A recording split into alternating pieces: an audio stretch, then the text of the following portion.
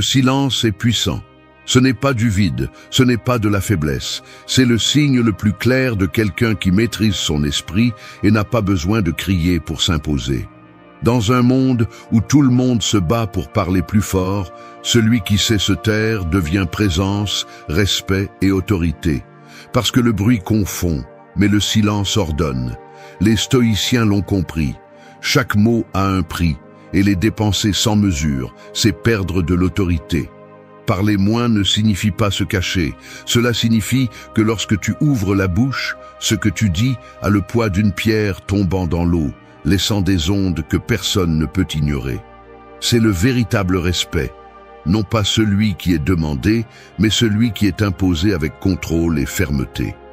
Cette vidéo n'est pas une théorie vide, c'est une pratique pour ta vie quotidienne. Ici, tu apprendras à parler moins pour gagner du respect, à écouter plus que tu ne réponds, à garder ton intimité, à laisser tes actes être la voix qui parle pour toi.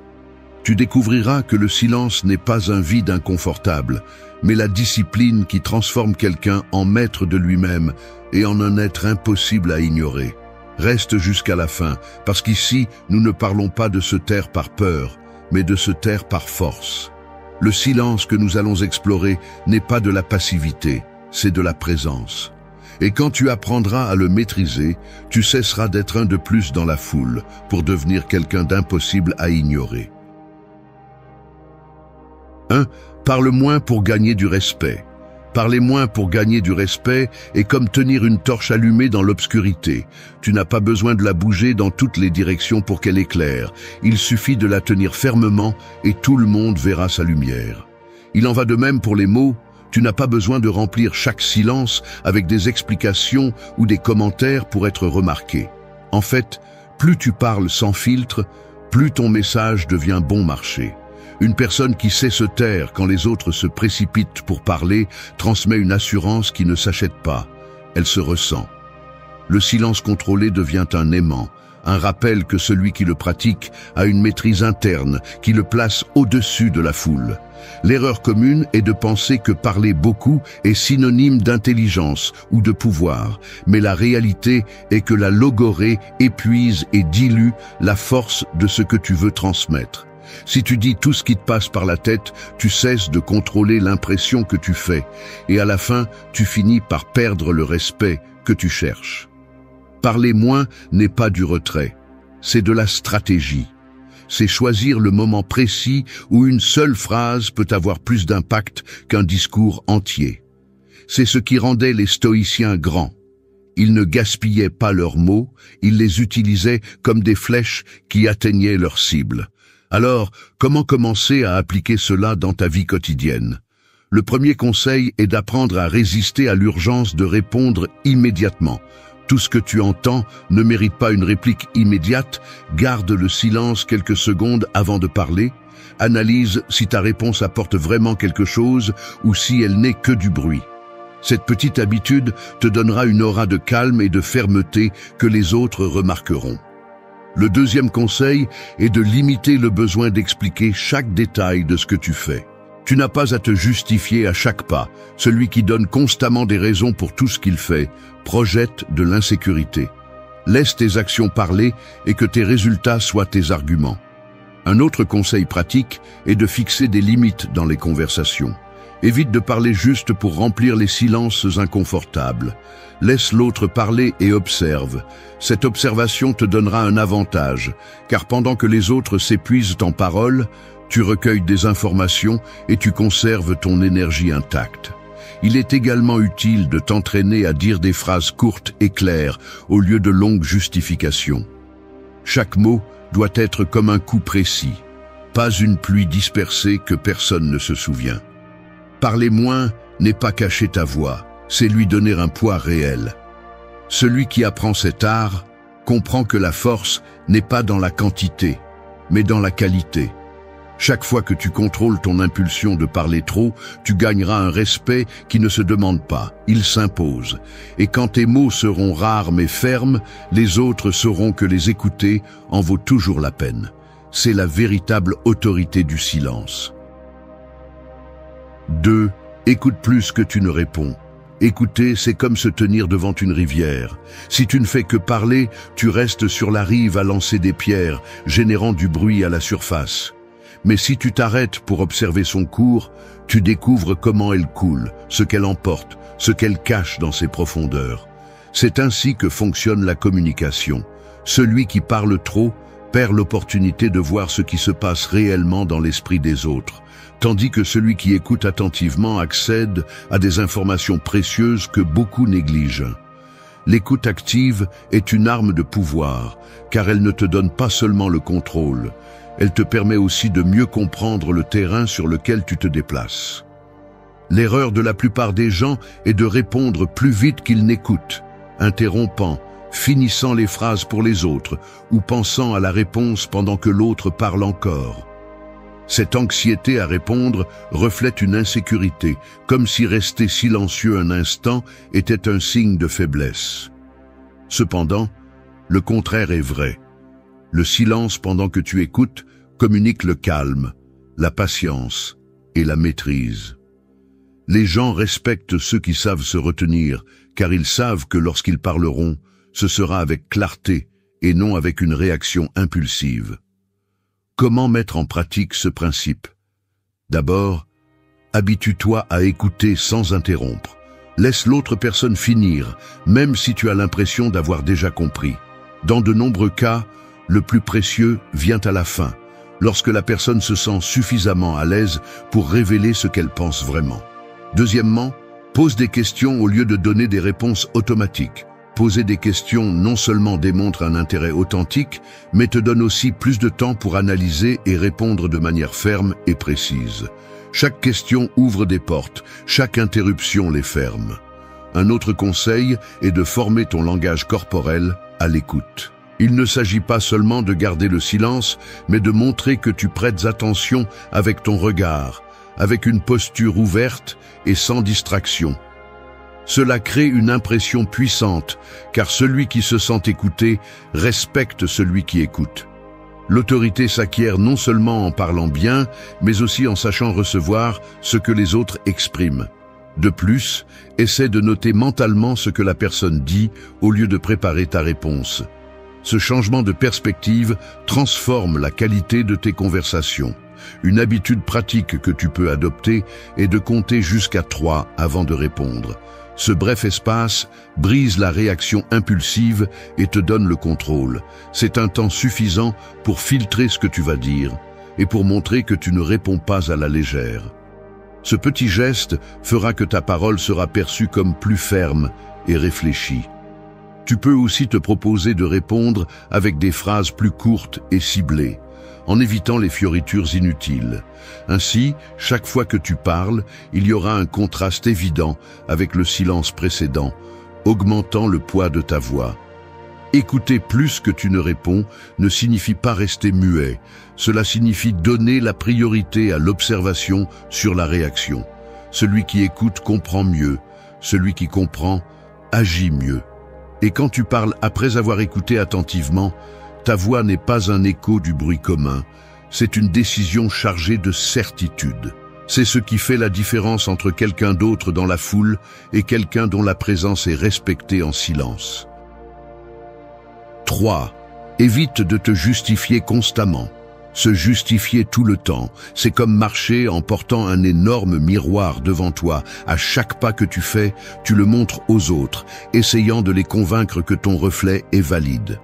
Le problème, c'est que pendant que tu t'efforces d'expliquer et de montrer qui tu es, tu perds la force d'être simplement. Le besoin de justifier chaque décision, chaque erreur ou chaque silence ne transmet pas la sécurité. Au contraire, il montre clairement que tu cherches l'approbation.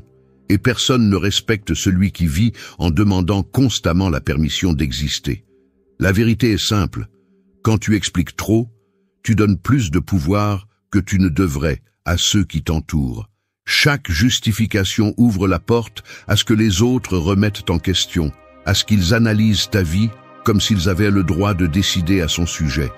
Parler moins et laisser tes actions suffire est le chemin pour projeter de la fermeté. Les stoïciens le savaient, Ils ne cherchaient pas à convaincre avec des discours sans fin.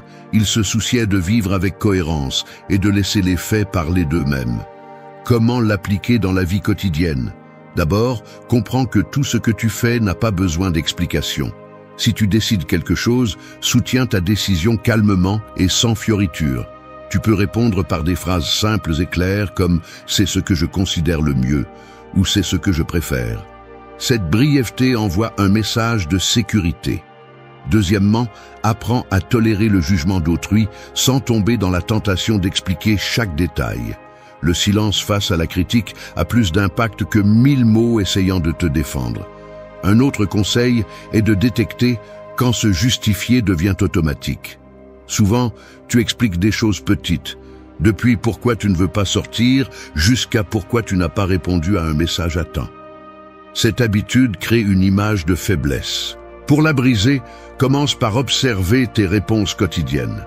Si tu remarques que tu donnes des raisons inutiles, corrige-le sur le moment.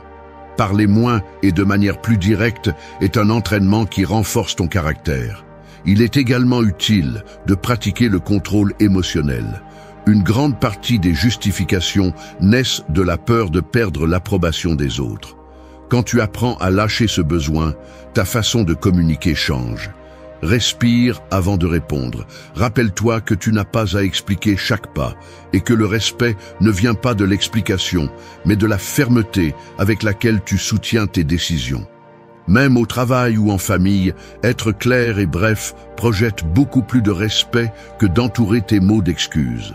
Laisse la cohérence de ta vie être ton véritable argument. Si tes actes reflètent ce que tu dis, tu n'as pas besoin de convaincre personne. Et si quelqu'un ne l'accepte pas, c'est son problème, pas le tien. Lorsque tu réussiras à éviter la justification constante, tu découvriras un silence puissant, celui d'une personne qui ne supplie pas pour l'approbation, qui ne demande pas la permission, qui vit simplement avec contrôle. Ce silence vaut plus que n'importe quel discours, car il transmet ce que toute justification ne peut pas, l'autorité intérieure. 4. Garde tes moments intimes. Exposer toute ta vie, c'est comme laisser la porte de ta maison ouverte toute la journée. N'importe qui peut entrer, regarder, critiquer ou prendre ce qu'il veut. Il y a des choses qui deviennent précieuses, précisément parce qu'elles ne sont pas à la portée de tous. Tes moments intimes, tes pensées les plus profondes et tes plans les plus importants sont un trésor, et les partager avec n'importe qui, c'est comme donner les clés de ce qui devrait être uniquement à toi. Le silence, dans ce cas, n'est pas seulement de la prudence, c'est de la protection.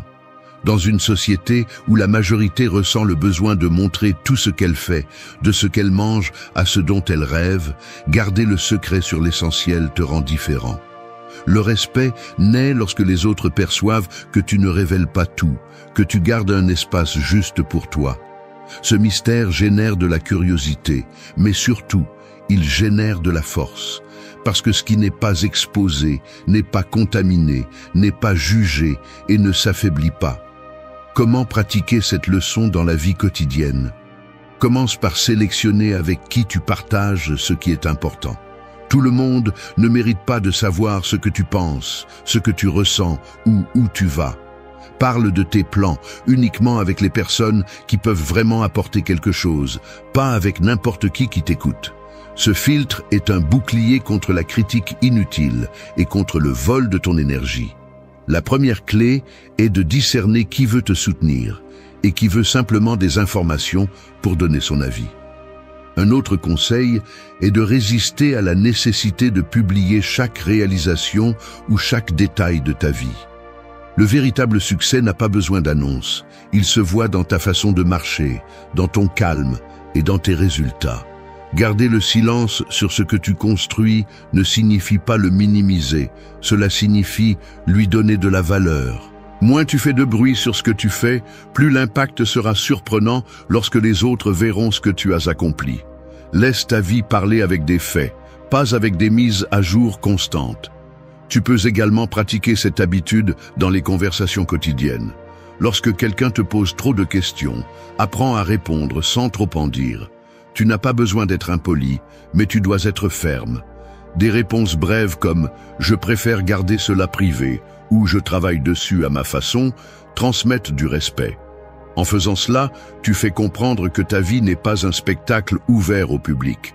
Cette fermeté génère de l'admiration, car tout le monde n'a pas le contrôle de garder l'intime dans un monde qui vit de l'exposition. Enfin, souviens-toi que tes moments intimes sont le terrain où tu grandis en silence. Réfléchis, écris, garde pour toi ce qui n'a pas besoin du regard des autres. Cet espace privé est ta source d'énergie et le protéger est un signe d'intelligence et de maturité. Celui qui montre tout se vide. Celui qui garde l'essentiel reste fort. Au final, le silence qui entoure tes moments intimes n'est pas de l'isolement. C'est le mur qui protège ce qui te donne du pouvoir et que personne d'autre ne mérite de toucher. 5. Laisse tes actions être ta voix. Un arbre n'a pas besoin d'annoncer qu'il donne des fruits. Il les montre simplement en silence, et cela suffit pour que tout le monde le respecte. Personne ne l'entend parler, mais tout le monde le cherche pour ce qu'il offre. Ta vie devrait être ainsi, moins de mots, plus d'action. Car dans un monde où tout le monde promet, donne son avis et se vante, celui qui démontre par des actions devient impossible à ignorer. Le bruit peut impressionner un instant, mais les résultats impressionnent toujours. L'habitude de parler plus qu'on ne fait est un poison subtil. On promet facilement, on parle de grands plans, on remplit l'air d'intentions, mais sans action concrète. Ces mots deviennent de la fumée. Et le pire, c'est que celui qui a l'habitude de parler de tout ce qu'il va faire et ne le fait jamais perd sa crédibilité. Le respect se gagne lorsque les gens voient que ce que tu dis se reflète dans ta façon de vivre.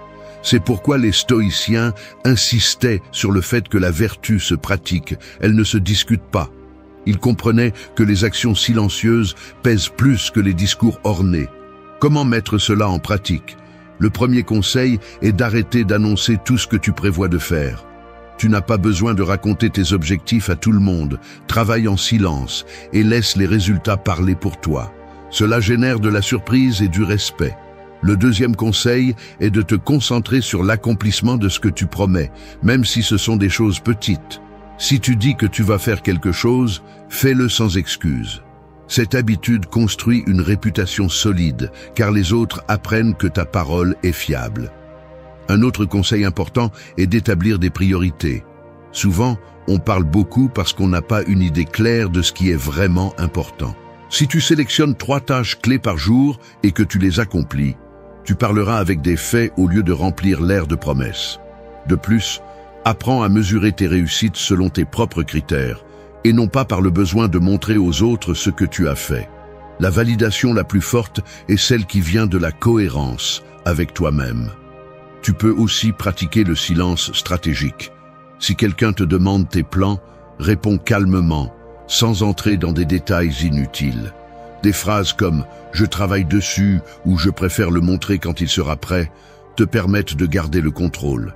De cette façon, tu protèges ton énergie et renforces l'idée que ta valeur réside dans ce que tu fais, pas dans ce que tu dis.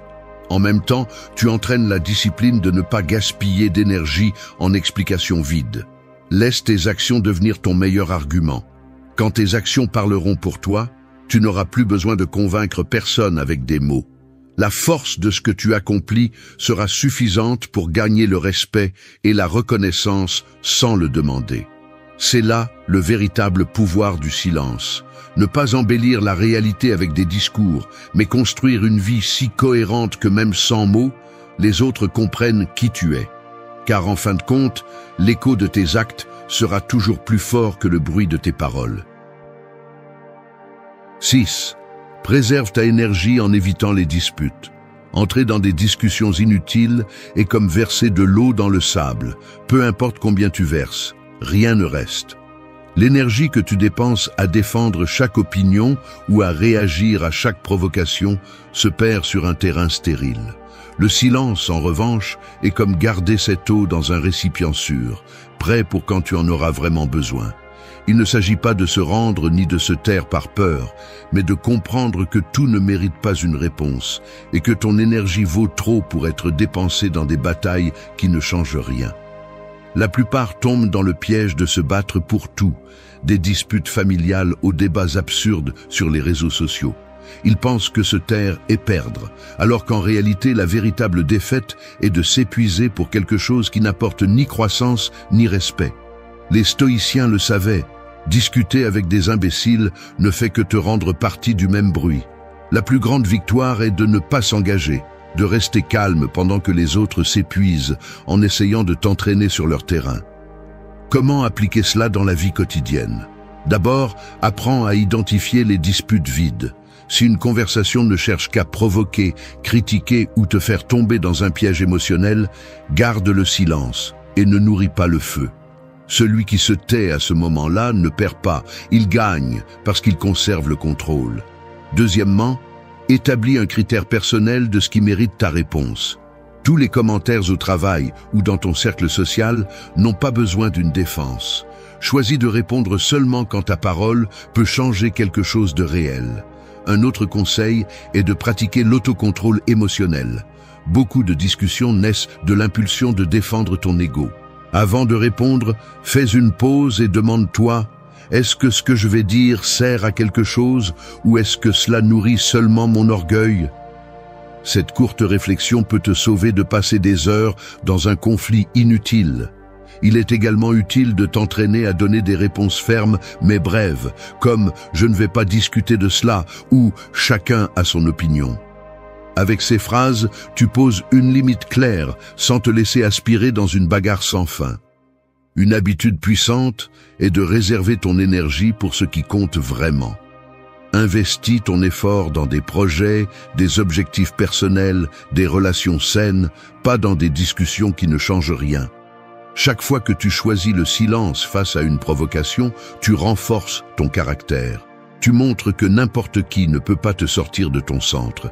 Ce calme, vu de l'extérieur, génère du respect parce qu'il révèle une maîtrise de soi.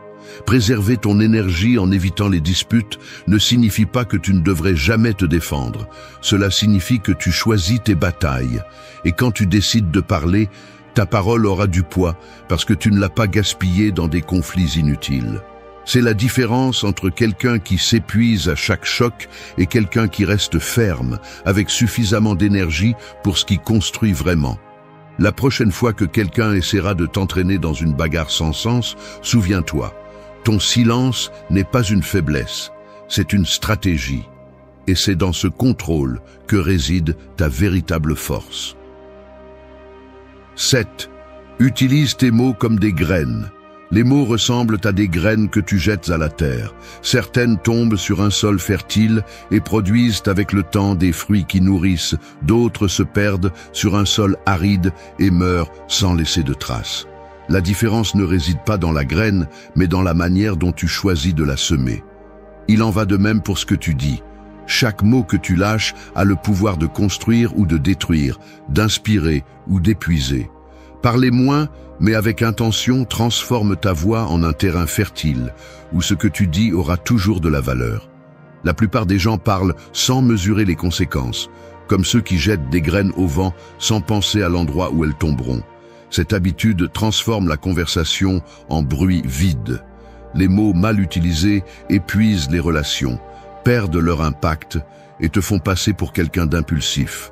En revanche, lorsque tu parles avec mesure, les gens prêtent attention parce qu'ils savent que ce que tu dis n'est pas du gaspillage. C'est la force du silence combinée aux mots justes. Chaque phrase devient mémorable, chaque opinion laisse une trace. Comment appliquer cette leçon dans la vie quotidienne? D'abord, pratique la sélection. Avant de parler, demande-toi si ce que tu vas dire a un but clair. Si ta réponse n'apporte pas de clarté, de motivation ou de direction, garde le silence. Cette habitude évite que ta voix ne devienne du bruit et renforce l'impression que ta parole arrive toujours au bon moment. Deuxièmement, concentre-toi sur la qualité plutôt que sur la quantité. Une phrase ferme et brève peut être plus puissante qu'un discours plein de fioritures. Un autre conseil est d'utiliser tes mots comme un guide, pas comme une arme. Tu n'as pas besoin de hausser la voix pour être entendu. Si tu choisis de t'exprimer de manière calme, directe et sûre, ton message pénétrera plus que n'importe quel cri. N'oublie pas que la graine ne germe pas immédiatement, elle a besoin de temps. Il en va de même pour tes mots. Souvent, ce que tu dis aujourd'hui grandira en silence dans l'esprit de celui qui t'écoute et portera ses fruits plus tard. Cette patience dans la communication est un signe de force et de contrôle. Il est également important d'éviter le gaspillage verbal dans des discussions inutiles.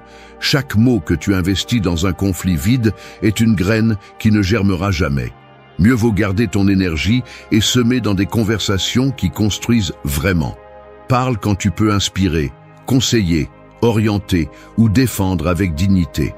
Et quand tu décides de te taire, fais comprendre que ton silence n'est pas un manque d'opinion, mais la décision de ne pas semer sur un terrain stérile. Enfin, pratique la cohérence.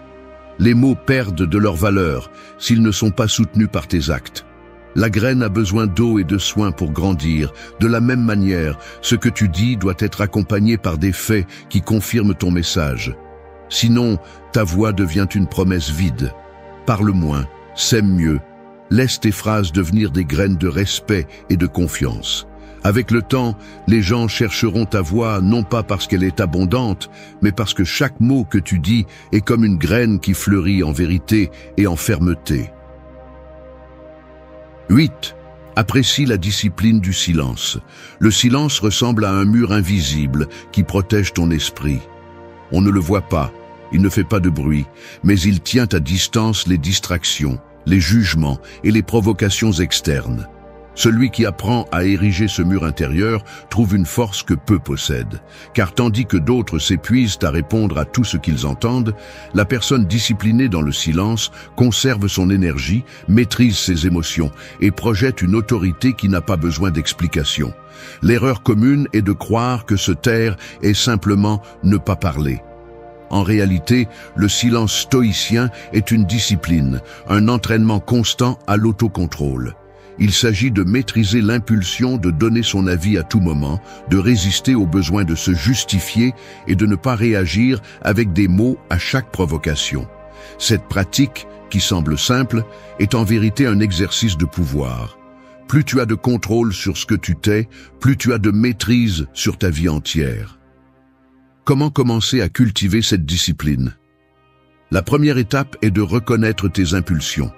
Chaque fois que tu ressens l'urgence de parler, demande-toi si tes paroles sont nécessaires ou si elles ne cherchent qu'à combler un vide. Cette brève pause devient un entraînement mental. La deuxième étape est de pratiquer des moments quotidiens de silence conscient. Tu peux consacrer quelques minutes par jour à être au calme, sans besoin de parler, juste à observer et à respirer. Cette habitude renforce ta capacité à rester calme également au milieu des conversations et des discussions. Un autre conseil pratique est de limiter la consommation de bruit externe. Si tu passes la journée entouré de conversations vides, de nouvelles sans importance ou de commentaires inutiles, il sera plus difficile de cultiver ton propre silence. Choisis soigneusement quelle voix tu permets dans ta vie, car le silence se protège aussi avec les limites que tu établis face à l'environnement. En réduisant le bruit externe, il te sera plus facile de maîtriser l'interne. La discipline du silence s'exerce aussi en apprenant à laisser des espaces dans les conversations. Tu n'as pas à répondre immédiatement, ni à combler chaque pause avec des mots. Le silence bien utilisé crée de la tension, du respect et de la curiosité. Lorsque tu parles après avoir gardé le silence, tes paroles ont un impact plus grand, car elles sont perçues comme le résultat d'une réflexion et non d'une impulsion. Ce contraste entre se taire et parler avec intention fait de ta voix une ressource précieuse. Enfin, rappelle-toi que la discipline du silence ne consiste pas à vivre isolé ni à garder le silence absolu. Il s'agit de choisir intelligemment quand parler et quand se taire. Pratiquer cette vertu te permet de garder le contrôle dans des situations tendues, de protéger ton énergie et de projeter une présence solide. En valorisant et en exerçant le silence comme discipline quotidienne, tu transformeras ta façon d'être dans le monde. tu ne seras plus quelqu'un emporté par le bruit des autres, mais quelqu'un qui choisit avec clarté et maîtrise. Et cette capacité de décision est ce qui inspire le véritable respect, car elle révèle qu'il y a derrière ton silence une force intérieure impossible à briser. 9. Fais de ton mystère ta force. La lune ne donne jamais d'explication pour briller, elle apparaît simplement dans le ciel et transforme la nuit. Son pouvoir ne réside pas dans ses paroles, mais dans le mystère que son silence provoque. De la même manière, le respect et l'attraction que tu suscites chez les autres ne proviennent pas de ce que tu dis beaucoup, mais de ce que tu tais. Être un livre ouvert peut sembler être de la transparence, mais à l'excès, cela devient une faiblesse. En revanche, garder des parties de ta vie, de ton esprit et de ton essence en réserve crée un magnétisme que personne ne peut ignorer. L'erreur la plus courante est de livrer toute ton histoire immédiatement, de montrer chaque pensée et d'exposer chaque détail de ta vie. Celui qui se dénude complètement en paroles perd ce halo de respect que confère le mystère. Il ne s'agit pas de cacher qui tu es, mais de comprendre que tout ne mérite pas d'être révélé. Les stoïciens parlèrent de contrôler ce qui dépend de toi, et parmi ces choses se trouve ta capacité à décider combien tu montres et combien tu gardes. Le mystère est une maîtrise de soi et par conséquent, c'est du pouvoir. Comment appliquer ce principe dans ta vie quotidienne? D'abord, pratique la retenue en parlant. Ne révèle pas tous tes plans, n'expose pas tes émotions les plus profondes à n'importe qui, et ne ressens pas le besoin de justifier chaque pas que tu fais. Laisse les autres voir les résultats et non les processus. Cette réserve crée du respect et empêche les autres d'utiliser tes informations contre toi. Deuxièmement, garde ta vie personnelle séparée de ta vie publique. Tu n'as pas besoin de partager tout ce que tu fais sur les réseaux sociaux, ni de commenter chaque aspect de ta vie privée dans les conversations. Plus les gens en savent peu sur toi, plus ton caractère semble solide. Un autre conseil pratique est de cultiver l'art de répondre brièvement. Tout ce qu'on te demande ne mérite pas une explication détaillée. Tu peux répondre par des phrases courtes, fermes et sûres qui mettent fin à la conversation sans laisser de place à la remise en question.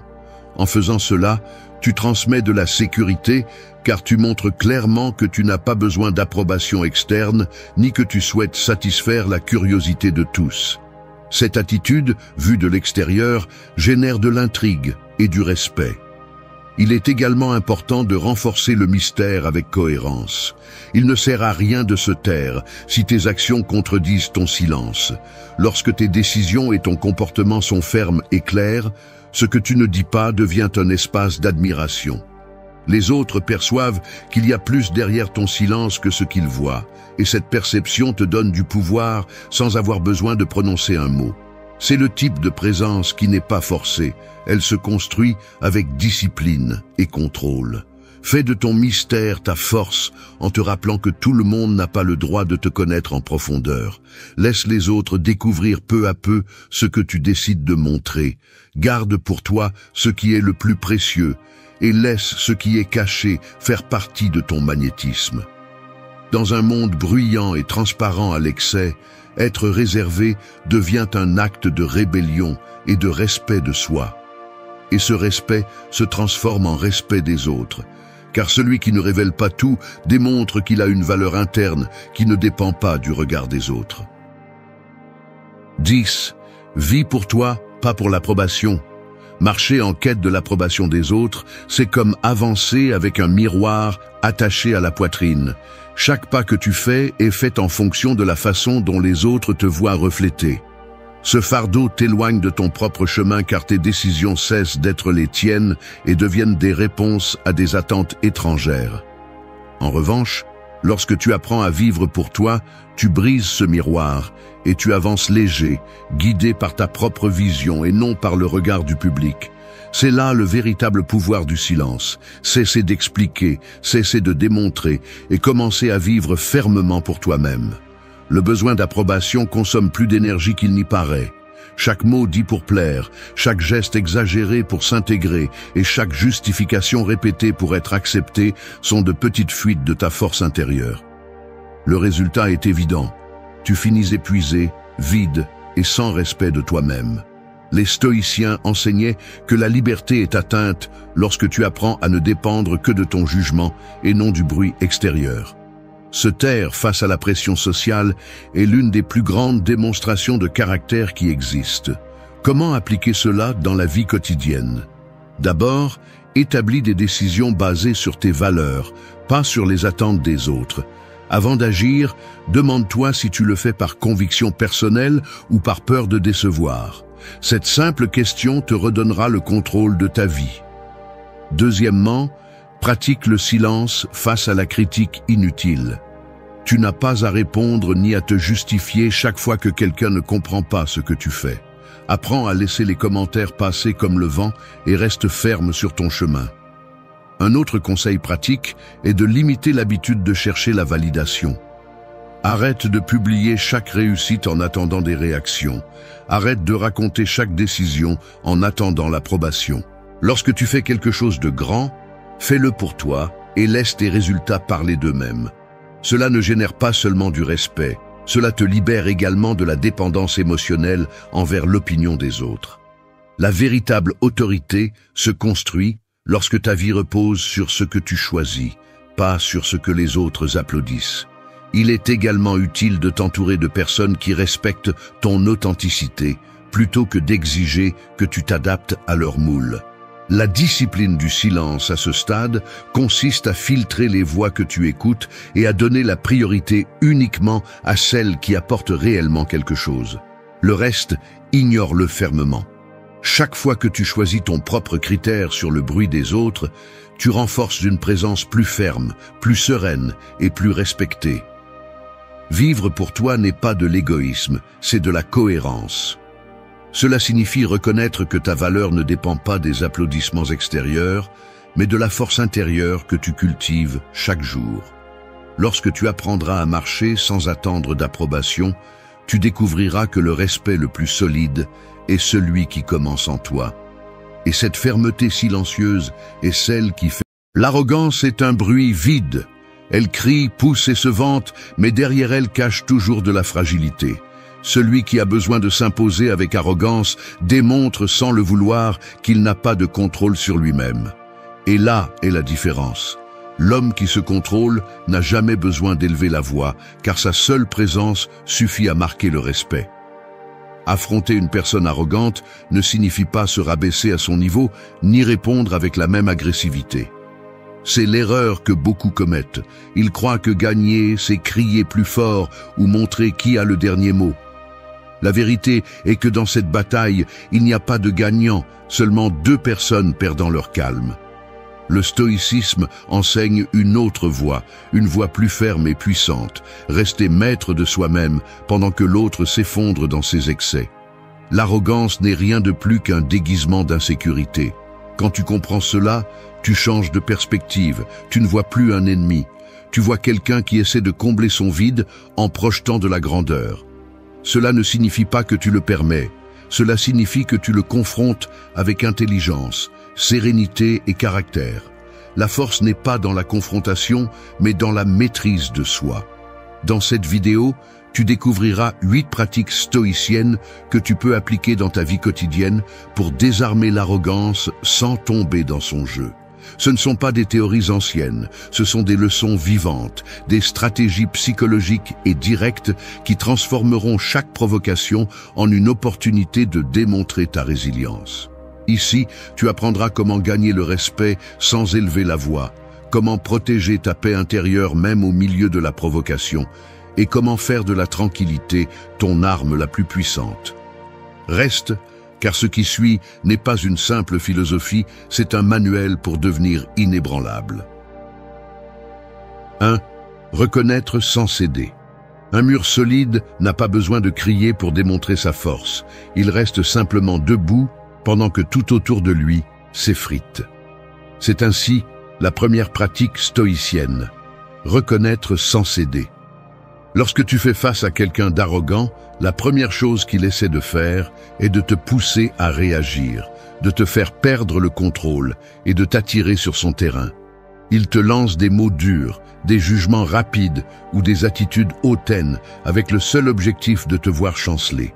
Mais un mur ne vacille pas sous un simple coup de vent, et de la même manière, tu ne devrais pas bouger simplement parce que quelqu'un cherche à t'imposer avec du bruit. Reconnaître n'est pas se rendre, c'est accepter que l'autre a le droit de penser différemment, mais sans permettre que cela perturbe ton centre. Lorsqu'une personne arrogante parle, elle veut que tu te sentes petit, que tu répondes avec le même poison pour ensuite t'accuser d'être comme elle. Reconnaître sans céder signifie le regarder en face, écouter ce qu'il dit et répondre depuis ta sécurité. Tu n'es pas obligé de gagner une discussion, ni de prouver que tu en sais plus. L'objectif est différent, maintenir ta dignité intacte et montrer que rien de ce qu'il dit ne peut te faire perdre ton équilibre.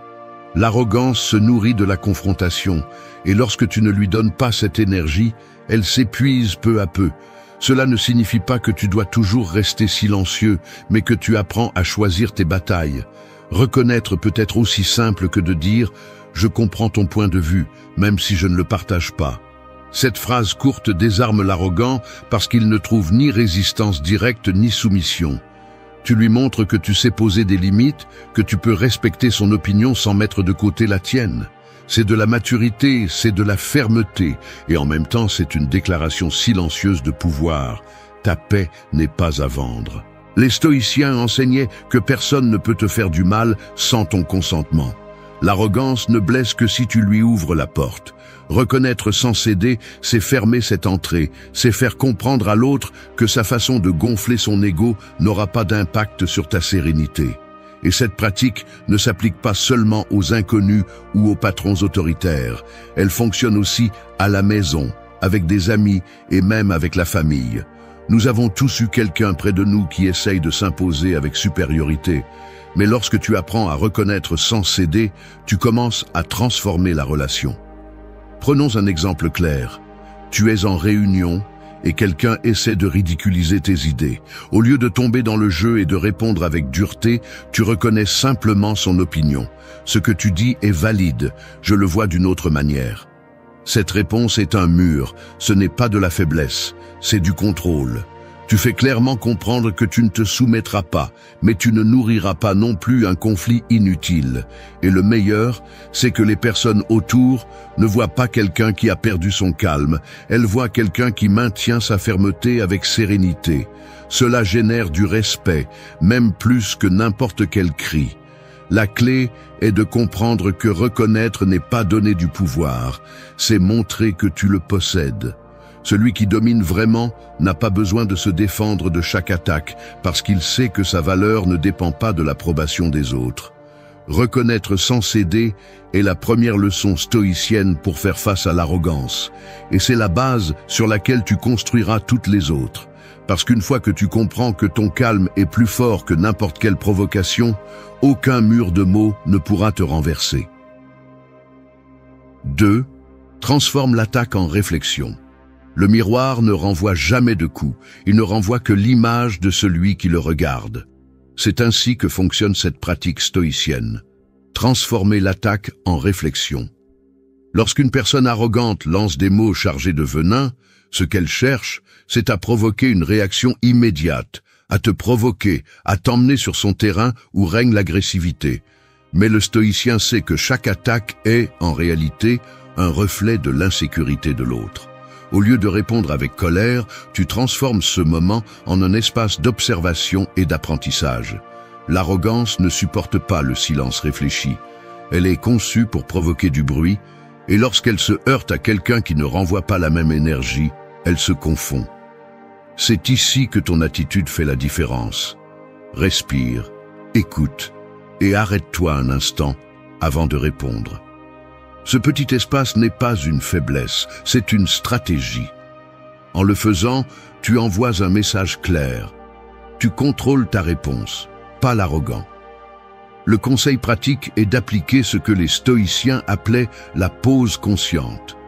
Lorsque quelqu'un t'attaque, au lieu de réagir immédiatement, compte intérieurement jusqu'à 3 ou même jusqu'à 5. Utilise cet instant pour observer ce qui se passe en toi. Ressens-tu de la colère? As-tu envie de répondre durement? Ressens-tu l'impulsion de te défendre? Reconnaître ces émotions ne signifie pas leur céder le contrôle. Cela signifie les maîtriser. En les observant, tu commences déjà à les transformer. Une autre stratégie est de renvoyer la provocation par une question. Lorsqu'une personne arrogante t'attaque en disant « ce que tu dis n'a pas de sens », tu peux répondre calmement « quelle partie exactement ne te convainc pas ?» Cette simple question change la donne car elle oblige l'autre à argumenter plutôt qu'à attaquer. Tu prends son agression et la transformes en un espace d'analyse, en une conversation où tu imposes le rythme. Tu peux également utiliser la technique de la curiosité authentique. Au lieu de voir l'attaque comme une offense, considère-la comme une opportunité de comprendre l'autre. Ton point de vue est intéressant. Pourquoi le vois-tu de cette façon? Soudain, la provocation devient un dialogue et l'arrogance commence à perdre de sa force, car elle ne trouve plus un adversaire, mais un mur de sérénité qui la redirige vers quelque chose de plus productif. Il ne s'agit pas de lui donner raison, il s'agit de montrer que son énergie ne peut pas bouger la tienne. Il est important de se rappeler que tu n'auras pas toujours à répondre par des mots. Parfois, il suffit de maintenir un contact visuel ferme, sans haine, sans peur, juste avec assurance. L'arrogant a l'habitude de déstabiliser, et lorsqu'il rencontre quelqu'un qui le regarde calmement et l'invite à réfléchir par sa présence, il perd la puissance de son attaque. Cette sérénité est un coup bien plus fort que n'importe quelle réponse agressive. Considère chaque attaque comme une opportunité de croissance. Le stoïcisme ne repose pas sur l'évitement des difficultés, mais sur leur utilisation comme entraînement. Chaque fois qu'une personne arrogante essaie de te provoquer et que tu choisis de réfléchir plutôt que de réagir, tu renforces ton caractère. C'est comme un gymnase émotionnel. Chaque provocation est un poids qui, en le soulevant calmement, te rend plus fort. Transformer l'attaque en réflexion, c'est transformer un moment hostile en une leçon. Il ne s'agit pas de gagner la discussion, mais de prendre le contrôle sur toi-même. Souviens-toi, un miroir ne renvoie jamais de coups, il renvoie de la clarté. Et lorsque tu réussis à refléter la sérénité au milieu d'une attaque, tu ne désarmes pas seulement l'arrogant, tu inspires aussi le respect à ceux qui observent. Car le véritable pouvoir ne se démontre pas par des cris, il se démontre par la maîtrise de soi. 3. Domine avec le silence. Le bruit d'une tempête semble toujours irrésistible, mais à la fin, ce qui perdure vraiment, c'est l'air calme qui reste après. Il en va de même pour les disputes. L'arrogance cherche à être tempête, mais le calme du silence est ce qui fait la vraie différence. Dominer avec le silence ne signifie pas se taire par peur, ni se cacher derrière la passivité. Cela signifie utiliser l'absence de mots comme une arme stratégique qui désarme l'autre et vous maintient en contrôle. La personne arrogante a besoin que vous réagissiez, que vous répondiez, que vous entriez dans son jeu de confrontation. Son énergie dépend de la vôtre, et si elle ne l'obtient pas, elle s'affaiblit. Le silence brise son élan car il ne trouve pas de résistance à laquelle se mesurer. Ici, le conseil pratique est d'apprendre à se taire avec intention, pas avec résignation. Cela implique de soutenir le regard, de maintenir une posture droite et de laisser l'autre s'épuiser avec son propre bruit. Le silence devient une déclaration. Tu ne me fais pas bouger. La première étape pour appliquer cette pratique est de former votre esprit dans des situations quotidiennes. La prochaine fois que quelqu'un essaiera de provoquer avec un commentaire sarcastique, respirez et gardez le silence quelques secondes avant de répondre. Cet espace non seulement refroidit la situation, mais envoie aussi un message clair. Vous n'allez pas réagir comme il l'espère. Souvent, après ce silence, vous vous rendrez compte que vous n'avez même pas besoin de répondre, car l'attaque perd de son poids par elle-même. Une autre façon d'utiliser le silence est de l'accompagner d'un geste contrôlé. Cela peut être un léger sourire, un hochement de tête serein, ou même un simple croisement de bras qui indique la fermeté. Ces petits gestes, accompagnés de silence, ont plus d'impact que n'importe quel discours. L'arrogant ne sait pas comment interpréter ce vide de mots, et cette confusion le place dans une position de faiblesse. Cependant, dominer avec le silence exige aussi du discernement. Il ne s'agit pas de toujours se taire, mais de choisir quand le silence est plus puissant que la parole. Dans les discussions longues, parler moins et écouter plus peut être une stratégie mortelle. Vous écoutez tout ce que l'autre dit, vous l'analysez, et quand vous parlez enfin, vous le faites avec peu de mots mais chargé de sens. Ce contraste fait que votre message pèse plus que tout le bruit précédent. Le conseil le plus pratique est de vous entraîner dans des conversations normales. Lorsque quelqu'un vous pose une question ou vous fait un commentaire provocateur, attendez quelques secondes avant de répondre. Cette pause vous entraîne à ne pas être esclave de l'immédiateté. Petit à petit, vous apprendrez que le silence n'est pas gênant, mais qu'il renforce votre présence. Et quand vous l'utilisez face à quelqu'un d'arrogant, l'impact sera beaucoup plus grand parce qu'il ne le verra pas venir. Les stoïciens comprenaient qu'il n'est pas nécessaire de réagir à tout ce qui se dit. L'esprit se renforce lorsqu'il apprend à ne pas se laisser entraîner par des mots vides. Le silence est ce filtre qui sépare ce qui mérite attention de ce qui ne cherche qu'à provoquer. Au lieu de gaspiller de l'énergie dans des disputes sans sens, vous choisissez de la garder pour ce qui compte vraiment. N'oubliez pas que l'arrogance se nourrit de la confrontation. Chaque mot que vous lancez en colère est un combustible de plus pour le feu. En revanche, lorsque vous choisissez le silence, le feu s'éteint de lui-même. Au final, le silence n'est pas vide, c'est une présence pure. C'est montrer que vous n'avez pas besoin de crier ni de discuter pour être fort, car votre force se soutient seule. Dominer avec le silence est une leçon de caractère. Celui qui contrôle ses mots contrôle la situation. 4. Rappelle-toi que toute opinion est relative. Deux personnes peuvent regarder le même ciel et l'une dire que c'est un jour gris, tandis que l'autre affirme qu'il est plein de lumière. La différence ne réside pas dans le ciel, mais dans les yeux qui l'observent. C'est ainsi que fonctionnent les opinions. Ce sont des filtres personnels qui dépendent de l'expérience, du caractère et même de l'humeur de celui qui les exprime. Quand tu comprends cela, l'arrogance perd son pouvoir, car tu découvres que ce que disent les autres n'est pas une vérité absolue, mais simplement leur façon limitée de voir le monde. L'arrogant se présente comme le détenteur de la vérité, parle avec une confiance excessive et prétend imposer sa vision comme si elle était loi. Mais ce qu'il expose réellement, c'est son besoin de contrôler comment les autres pensent. Le conseil stoïcien ici est clair. Ne confonds pas une opinion avec un fait. Quand quelqu'un d'arrogant affirme quelque chose, rappelle-toi intérieurement que ce n'est que sa perspective, pas une sentence universelle. Cette idée simple te protège de réagir avec colère et te permet de garder ton calme. Un exercice pratique consiste à répéter mentalement chaque fois que quelqu'un essaie de t'imposer sa vision. Ceci n'est qu'une perspective, pas la réalité complète. Cette phrase fonctionne comme un bouclier psychologique qui empêche les mots de pénétrer et de te blesser. Ce que tu réussis à faire, c'est désactiver l'impact émotionnel de l'attaque et te rappeler que ta valeur ne dépend pas du regard de l'autre. En faisant cela, l'arrogance cesse d'être une menace et devient un bruit qui n'altère pas ta paix.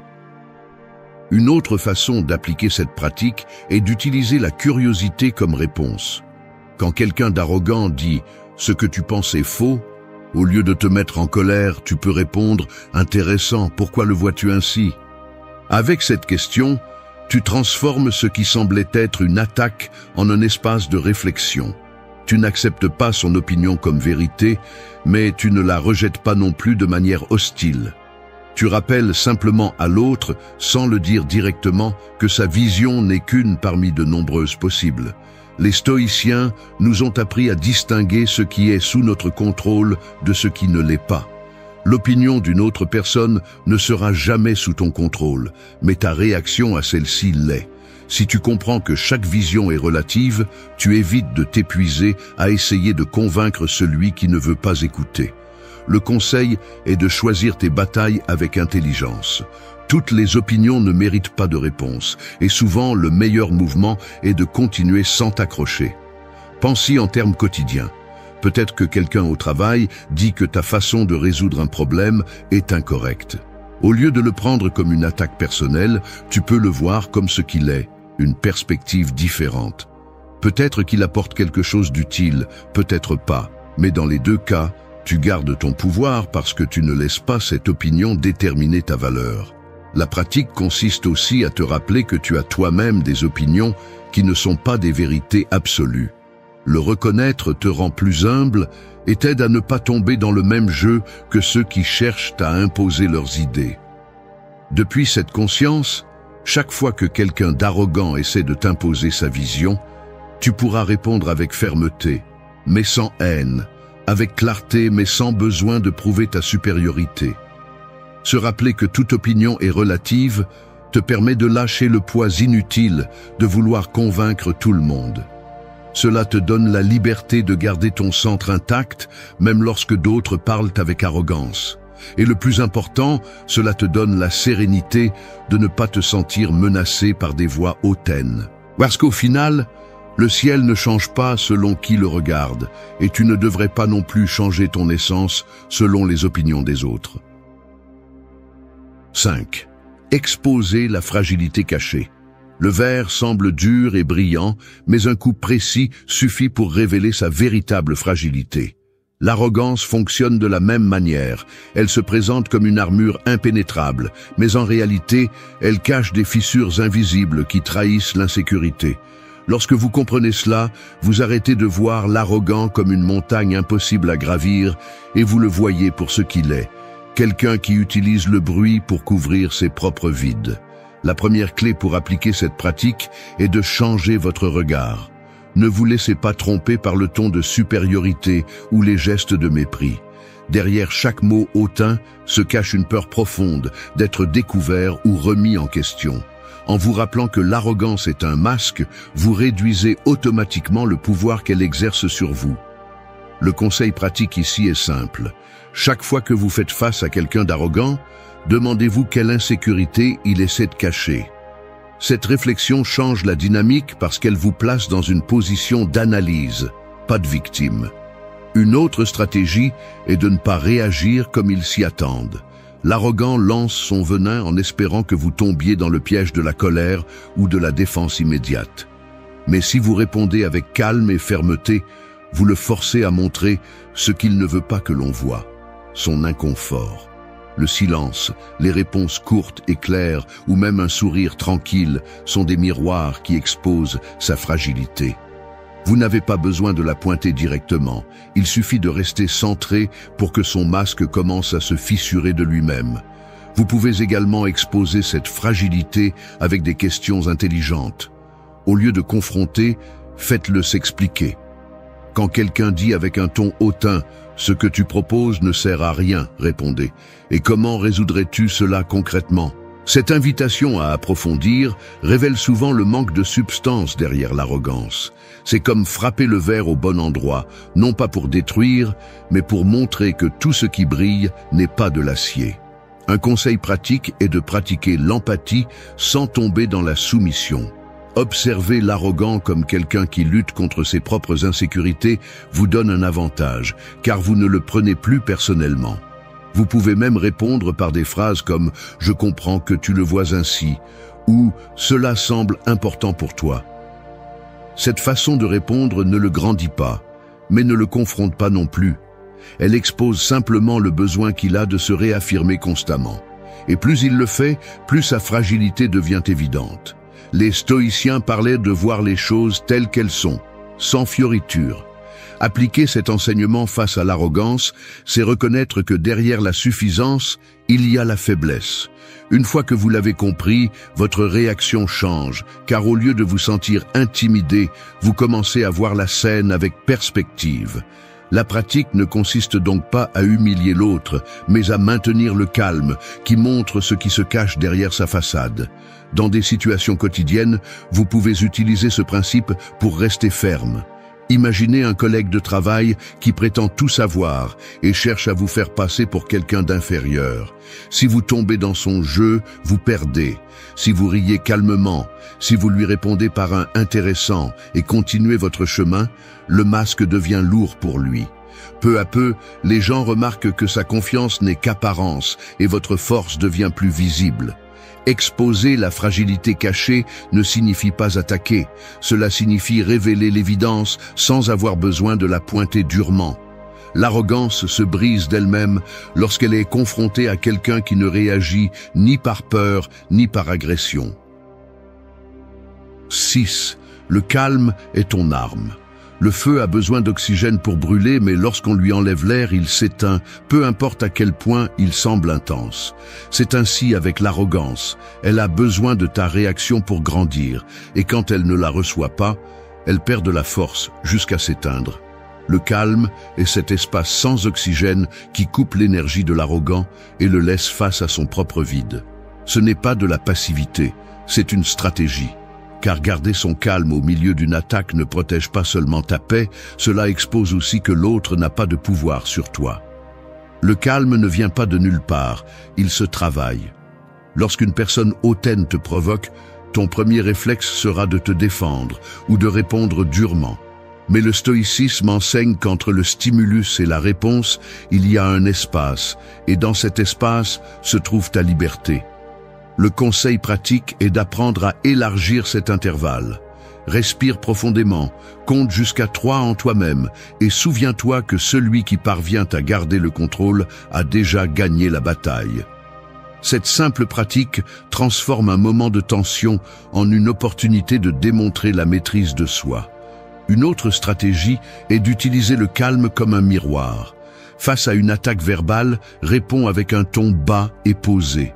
Ne mime pas le cri ni l'urgence, parle lentement, avec assurance et fermeté. Ce contraste crée un impact immédiat, car pendant que l'arrogant perd le contrôle, tu restes serein.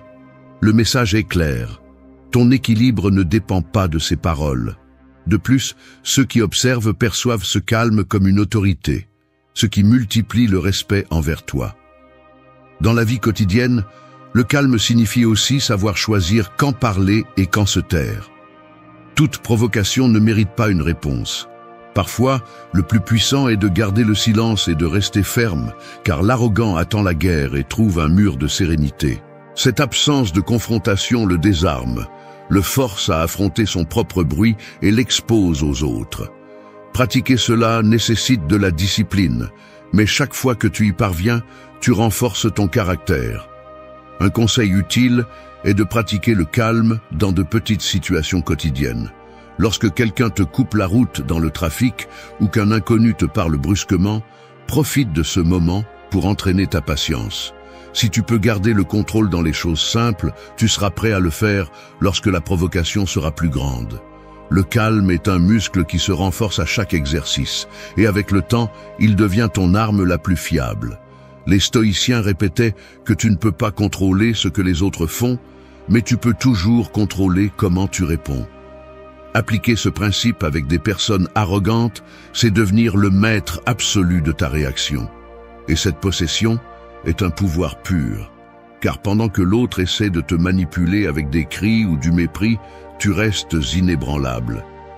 À la fin, l'arrogance s'use seule lorsqu'elle ne trouve pas de rival avec qui se nourrir. Imagine que quelqu'un à ton travail essaie de te ridiculiser devant tout le monde. Si tu réponds avec fureur, tu lui donnes ce qu'il cherche.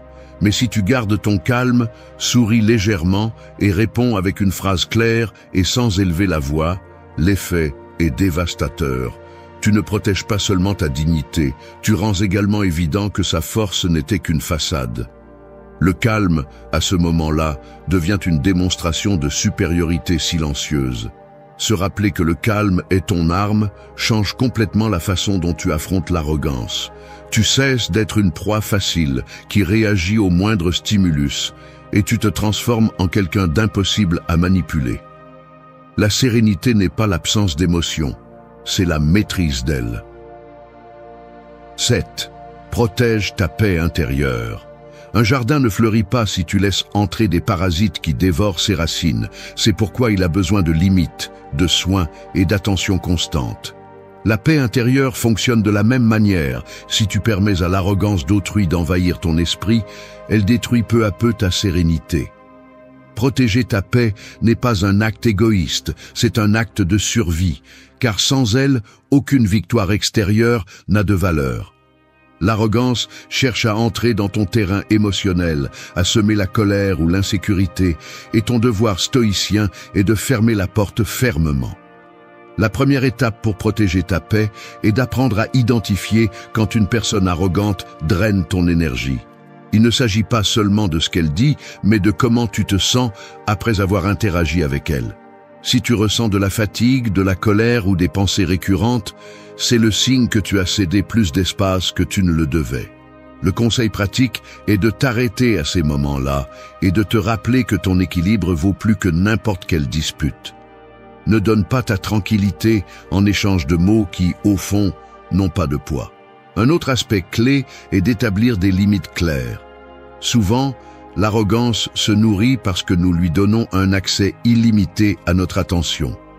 Tu n'as pas à être disponible pour chaque provocation, ni à répondre à chaque commentaire hautain. Tu peux marquer une distance, changer de sujet, ou même te retirer si la situation l'exige. Leçon stoïcienne. La dignité ne se perd pas en s'éloignant, elle se renforce. Protéger ta paix implique de choisir où mettre ton énergie, et l'arrogance ne mérite pas une goutte de celle-ci. Il est également utile d'entraîner ton esprit à ne pas personnaliser les attaques. L'arrogant parle à partir de ses insécurités, pas de ta valeur. Si tu internalises ces mots, tu le transformes en juge de ta vie. Pour l'éviter, utilise un rappel mental comme « Cela en dit plus sur lui que sur moi ». Cette pensée fonctionne comme un mur qui arrête l'entrée de son poison. Ainsi, tu conserves ton centre et tu gardes le contrôle sur ce qui t'appartient vraiment, ton état interne. Un conseil pratique est de concevoir des routines qui renforcent ta sérénité. Méditer quelques minutes par jour, écrire ce que tu ressens dans un cahier ou même pratiquer la respiration consciente sont des exercices qui renforcent ta capacité à rester calme. Si tu entraînes ton esprit dans des moments tranquilles, il sera prêt à rester fort au milieu de la tempête. La paix ne s'improvise pas, elle se construit avec une discipline quotidienne. Dans la vie quotidienne, protéger ta paix signifie aussi savoir choisir tes environnements. Si tu es entouré de personnes qui cherchent constamment à s'imposer avec arrogance, tôt ou tard, cette énergie affecte ton caractère. Tu ne peux pas toujours changer l'endroit où tu te trouves, mais tu peux choisir la manière dont tu réponds. Tu ne contrôles peut-être pas ce que disent tes collègues de travail, mais tu peux décider de ne pas rester accroché à leur jeu de pouvoir. La liberté est dans ce choix. Les stoïciens voyaient la paix intérieure comme la victoire suprême, car celui qui la conserve devient invulnérable aux tempêtes extérieures. Si tu réussis à ce que l'arrogance n'altère pas ton état, alors tu as conquis un pouvoir que peu de gens atteignent. Cette force silencieuse est celle qui inspire le respect chez les autres, car elle transmet un message puissant. Ta tranquillité n'est pas à vendre, ton esprit est un territoire sacré. Protéger ta paix intérieure n'est pas te enfermer dans une bulle, ni fuir la confrontation. C'est avoir le courage de dire « Ma tranquillité est une priorité ». L'arrogance se nourrit de l'énergie que tu lui donnes, et si tu ne la lui donnes pas, elle s'effondre seule. 8. Inspire le respect avec maturité. La mer n'a pas besoin de soulever des vagues géantes tout le temps pour montrer sa grandeur. Sa tranquillité immense suffit pour que quiconque comprenne sa puissance. C'est ainsi que se manifeste la maturité, une force silencieuse qui inspire le respect sans avoir besoin de cris ni de démonstrations exagérées. Face à l'arrogance, la maturité devient votre meilleure arme, car elle brise le cycle de l'affrontement et transforme la tension en une leçon de caractère. Vous inspirez le respect avec maturité lorsque vous répondez sans vous abaisser au niveau de l'arrogant. Il ne s'agit pas de concourir à qui parle le plus fort ou qui impose son opinion, mais de montrer que votre valeur ne dépend pas de ces petites batailles. L'arrogant vit pour démontrer, le mature vit pour soutenir. Le conseil pratique est de toujours garder un ton de voix serein, de parler clairement et de bien choisir ses mots. Cette combinaison crée un effet puissant, car pendant que l'autre cherche à s'imposer, vous projetez une véritable autorité. Un autre aspect clé de la maturité est la cohérence. Les gens respectent davantage ceux qui agissent en accord avec ce qu'ils disent. Lorsque vous faites face à quelqu'un d'arrogant et que vous maintenez vos principes sans vous laisser entraîner, vous envoyez un message silencieux. Vous n'avez pas besoin de défendre votre valeur, vous la démontrez par votre comportement. Pratiquez la cohérence au quotidien, tenez vos promesses, soyez constant dans vos décisions et restez ferme dans ce que vous considérez comme correct. De cette façon, votre seule présence devient un exemple qui désarme toute tentative d'humiliation. La maturité se manifeste également par la capacité de ne pas tomber dans des provocations inutiles. Tous les commentaires ne méritent pas de réponse, et savoir quand garder le silence est un signe de sagesse. Mais lorsque vous décidez de parler, faites-le avec la force de quelqu'un qui n'a pas besoin de beaucoup de mots pour se faire entendre. Un conseil pratique est de préparer des phrases courtes et percutantes qui transmettent la sécurité, comme « Je respecte ton opinion, même si je ne la partage pas ». Ce type de réponse maintient votre dignité intacte et établit une limite claire. Vous inspirez le respect avec maturité lorsque vous êtes capable de séparer l'émotion du jugement. L'arrogant veut vous entraîner dans son jeu d'ego, mais si vous gardez la tête froide, vous pouvez voir la situation de haut, comme si vous observiez un échiquier. Cette distance vous permet de choisir le meilleur coup sans vous laisser emporter par les impulsions. Pour vous entraîner à cela, pratiquez l'habitude de faire une pause avant de répondre, même dans des conversations simples. Cette pause devient un outil qui vous donne le contrôle dans des moments critiques. La maturité se reflète également dans votre capacité à reconnaître ce que vous ne savez pas. L'arrogant veut toujours paraître expert en tout, mais le mature admet naturellement qu'il n'a pas toutes les réponses. Cette humilité inspire plus de respect que toute tentative d'imposition, car elle transmet une confiance et une sécurité réelle. Ne pas craindre de dire « je ne sais pas » ou « je vais le rechercher » est le signe de quelqu'un qui n'a pas besoin de faire semblant, et cela déconcerte ceux qui basent leur pouvoir sur les apparences. Dans la vie quotidienne, projeter de la maturité signifie choisir la sérénité plutôt que le conflit, la fermeté plutôt que l'agressivité et la clarté plutôt que le bruit. Lorsque vous agissez ainsi, l'arrogant peut essayer de vous éclipser, mais tout ce qu'il réussit à faire, c'est de mettre en évidence votre équilibre face à son désordre. Ceux qui observent remarquent la différence, et cette différence est ce qui finit par vous accorder un respect authentique. Vous inspirez le respect avec maturité, non pas parce que vous voulez démontrer une supériorité, mais parce que vous choisissez de maintenir votre paix et votre... La solitude n'est pas un vide, c'est un test. Être sans amis ne signifie pas que tu es brisé ou que quelque chose te manque, cela signifie que ta vie ne s'adapte pas à la superficialité qui entoure le monde.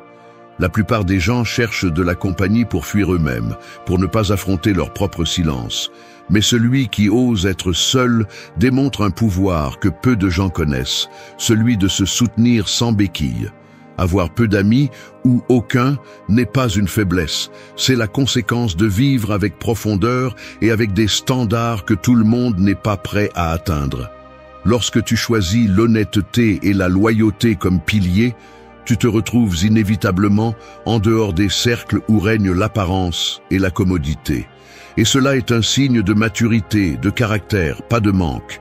La solitude, loin d'être une condamnation, est l'entraînement le plus dur et le plus précieux. C'est là que se construit la discipline, où tu apprends à écouter tes propres pensées sans peur et à découvrir que ta paix ne dépend pas du bruit des autres. Un seul lien authentique vaut plus que des dizaines de relations vides, parce que la qualité surpasse toujours la quantité. Et les bonnes personnes n'apparaissent pas quand tu cours après elles. Elles arrivent quand tu restes authentique et fidèle à ce que tu es. Cette vidéo ne vient pas adoucir la solitude, elle vient la redéfinir. Je veux que tu comprennes que être seul ne te rend pas faible, cela te rend authentique. Et si tu restes jusqu'à la fin, tu découvriras 8 pratiques stoïciennes qui non seulement changeront la façon dont tu vois ta solitude, mais la transformeront en ta plus grande force. 1. La solitude comme pouvoir. La solitude ressemble à un feu qui brûle en silence au milieu de la nuit. De loin, il semble éteint, fragile, presque inexistant, mais lorsque tu t'approches, tu découvres que ce feu n'a pas besoin de bruit ni de compagnie pour continuer à brûler. C'est ainsi que fonctionne le pouvoir d'être seul. Il ne s'agit pas d'un état de manque, mais d'une force que peu ont le courage de soutenir. La plupart fuient la solitude parce qu'ils craignent ce qu'ils peuvent trouver dans le silence. Ils craignent de faire face à leurs pensées sans un écho externe pour les embellir. Cependant, celui qui ose rester dans cette flamme silencieuse apprend que la solitude n'est pas une faiblesse. C'est un terrain fertile où se construit la maîtrise de soi. Lorsque tu te découvres sans amis ou avec très peu, le monde a tendance à te pointer du doigt comme quelqu'un qui a perdu quelque chose, comme si la valeur se mesurait par le nombre de personnes qui t'entourent. Mais la vérité est tout le contraire. Avoir peu d'amis peut être le signe que ta vie ne s'inscrit pas dans le superficiel, que ton regard cherche au-delà de l'évident. Vivre avec des standards fermes signifie ne pas te contenter de relations vides, ni de liens qui se maintiennent par commodité. Et lorsque tu élèves le niveau de ta vie, automatiquement le cercle se réduit, parce que seuls ceux qui résistent à l'authenticité restent à tes côtés. La solitude, comprise dans la vision stoïcienne, n'est pas un châtiment, c'est l'entraînement qui forge le caractère.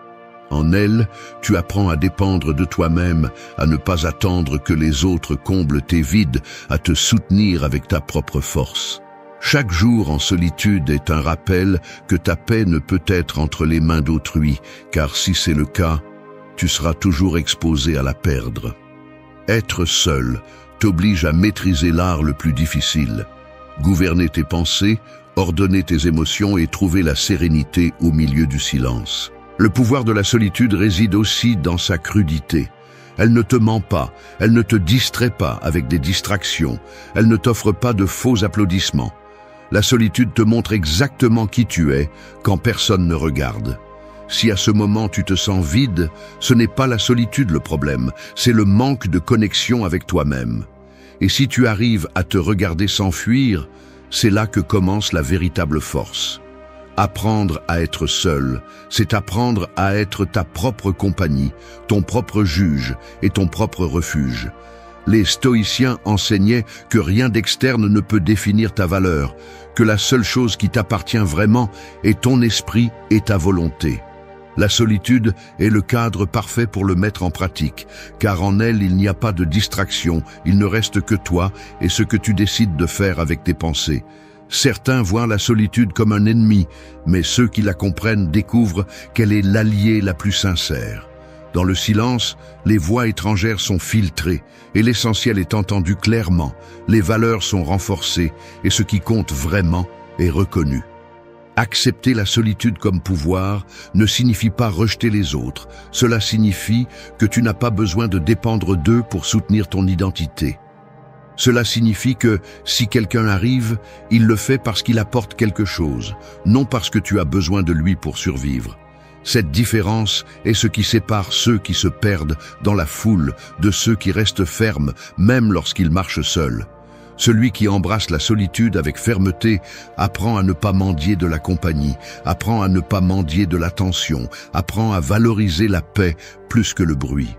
Alors, la prochaine fois que tu ressens le poids du silence, ne l'interprète pas comme une défaite. Interprète-le comme un rappel que tu es en train de t'entraîner à la vertu la plus difficile, te soutenir avec ta propre force. 2. Des standards élevés. Un bâtiment ne peut pas être construit sur des fondations faibles, aussi beau soit-il en surface. Tôt ou tard, il s'effondre. Il en va de même pour la vie et les relations.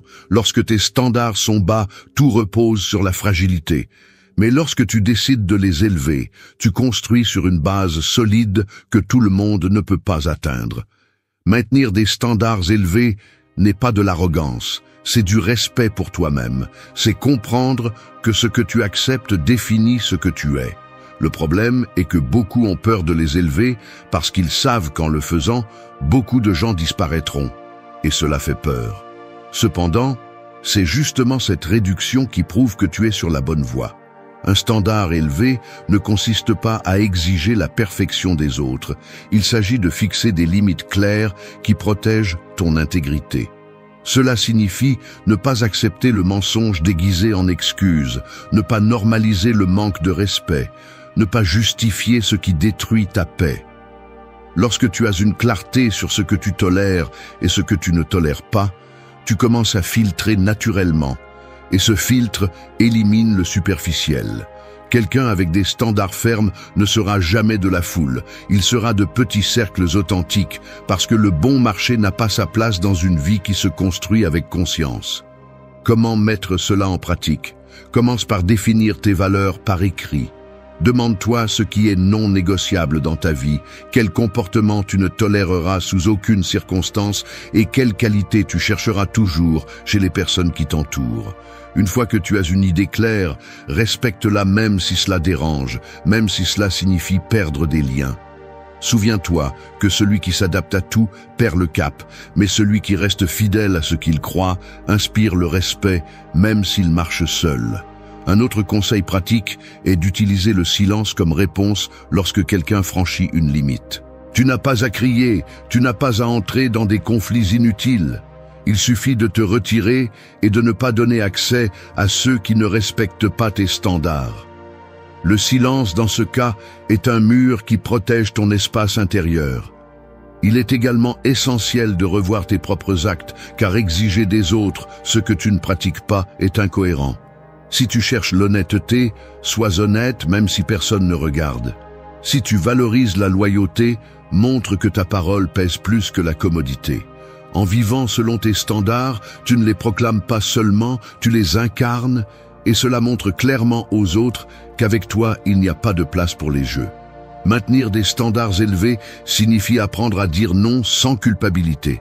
Non aux invitations qui n'apportent rien, non aux conversations vides, non aux personnes qui cherchent à profiter. Chaque non que tu prononces est une affirmation de ta propre valeur, parce que tu choisis de prendre soin de toi plutôt que de plaire. Et même si au début cela peut sembler une perte, avec le temps tu découvres que tu as gagné quelque chose de plus grand, le respect de toi-même. Le résultat de vivre avec des standards élevés est un environnement plus propre, moins encombré de bruit et plus rempli d'authenticité. Tu n'auras pas des centaines d'amis, mais ceux qui resteront seront ceux qui partagent vraiment ta vision et respectent ton essence. Cette sélectivité n'est pas de la solitude, c'est du pouvoir, parce que celui qui sait choisir sait aussi soutenir. Alors, chaque fois que tu doutes, si tu es trop exigeant, souviens-toi de ceci. La vie ne consiste pas à accumuler des gens autour de toi, elle consiste à t'entourer de ceux qui reflètent le meilleur de toi et à rejeter ce qui menace ta paix. Et même si le prix à payer pour maintenir tes standards est de marcher avec moins de compagnie, la récompense sera une vie plus solide, plus cohérente et plus à toi. 3. Un silence qui renforce. Le silence ressemble à un miroir sombre. Il ne reflète pas ton apparence, il reflète ton esprit. Quand tu t'approches de lui, tu ne vois pas les sourires des autres, ni les applaudissements externes. Tu vois ce que tu es vraiment, avec tes peurs, tes pensées et tes insécurités. C'est pourquoi il est si dérangeant, parce qu'il te déshabille sans pitié. Cependant, celui qui ose rester devant ce miroir sans fuir, découvre que le silence ne l'affaiblit pas, au contraire, il le rend plus fort, capable de se dominer avant d'être dominé. Nous vivons dans un monde où le bruit est devenu normal. Tout incite à donner son avis, à réagir et à montrer que tu as quelque chose à dire. Les conversations sont pleines d'interruptions, de réponses impulsives et de mots qui pèsent peu. Au milieu de ce tourbillon, la pratique du silence est une résistance, une discipline que peu de gens comprennent.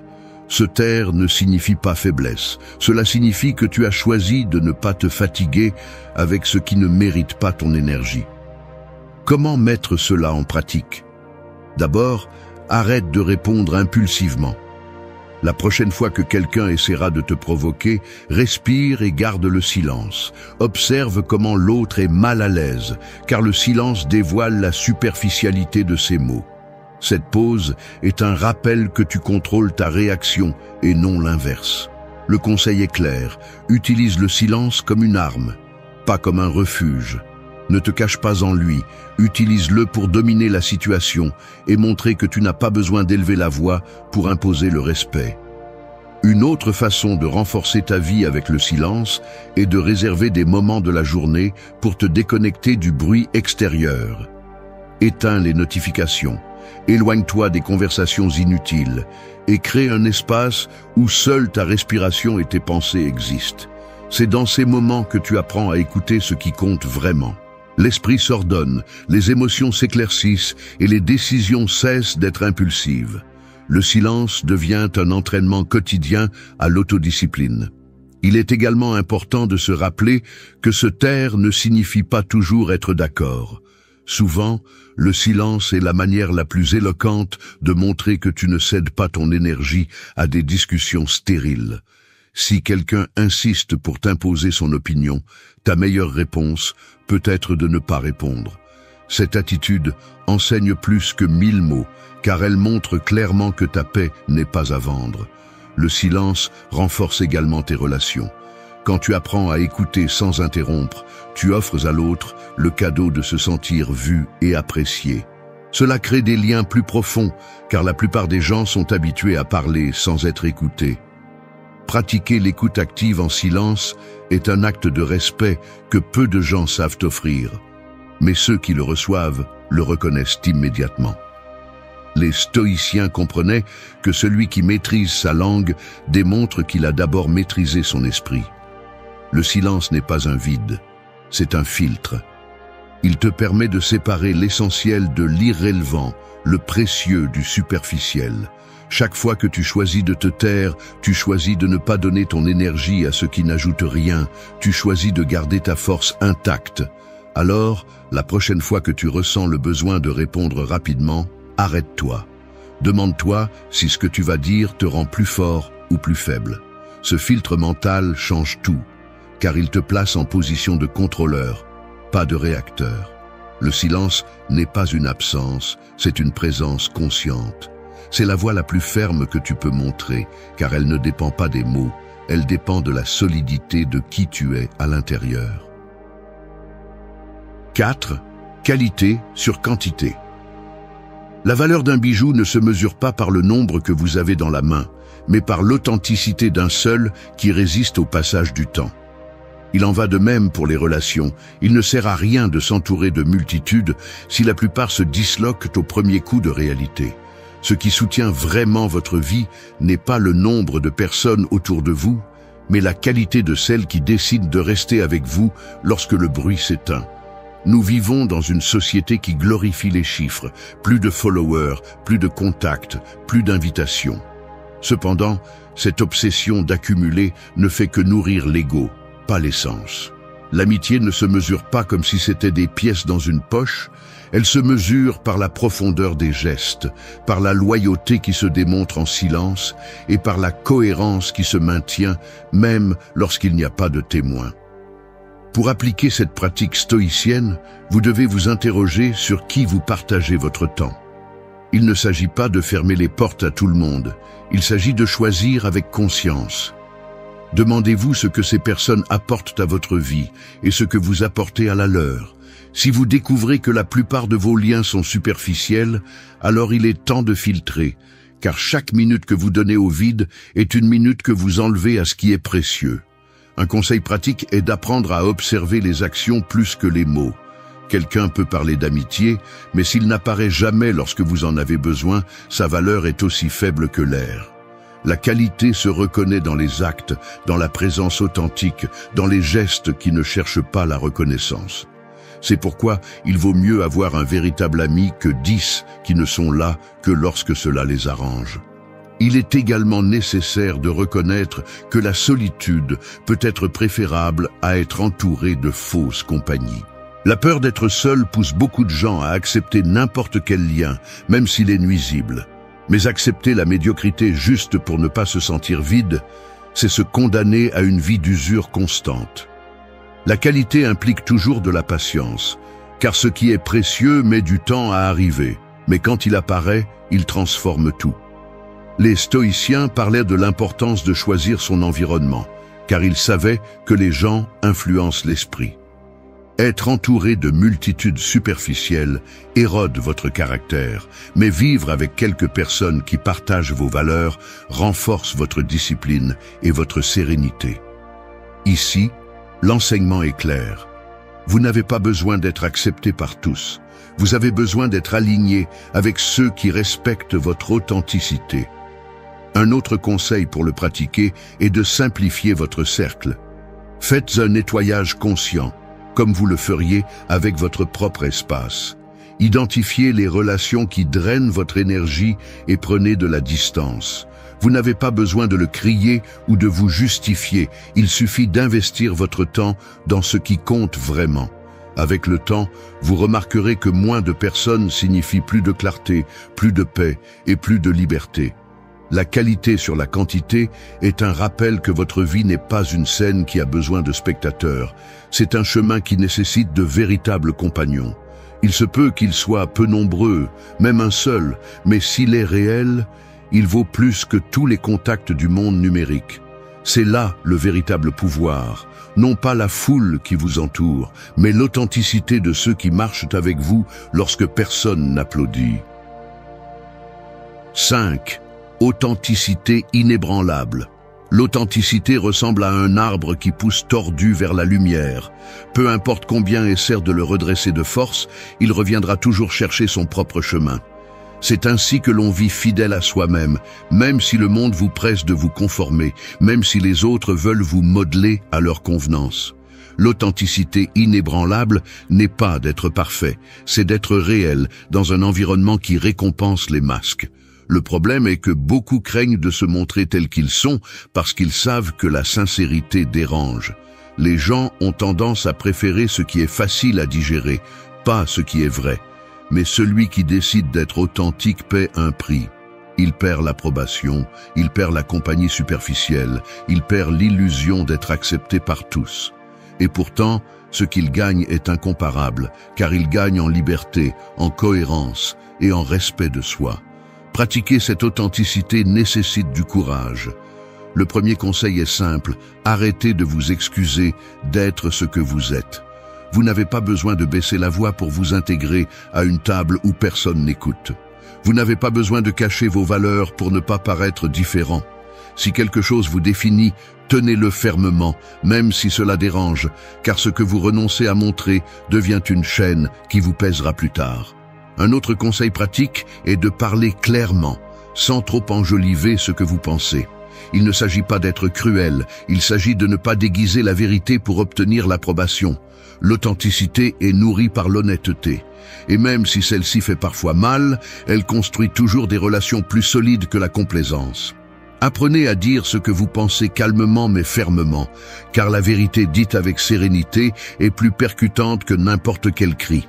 L'authenticité inébranlable signifie également agir en cohérence avec ce que vous dites.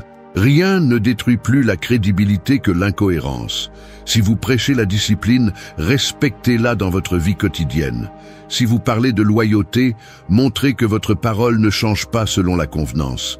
Être authentique, c'est vivre de manière à ce que vos actes parlent plus que vos paroles, car l'exemple entraîne beaucoup plus que les discours. Un aspect clé est d'apprendre à supporter l'inconfort d'être rejeté. L'authenticité a un prix. Et c'est la solitude temporaire.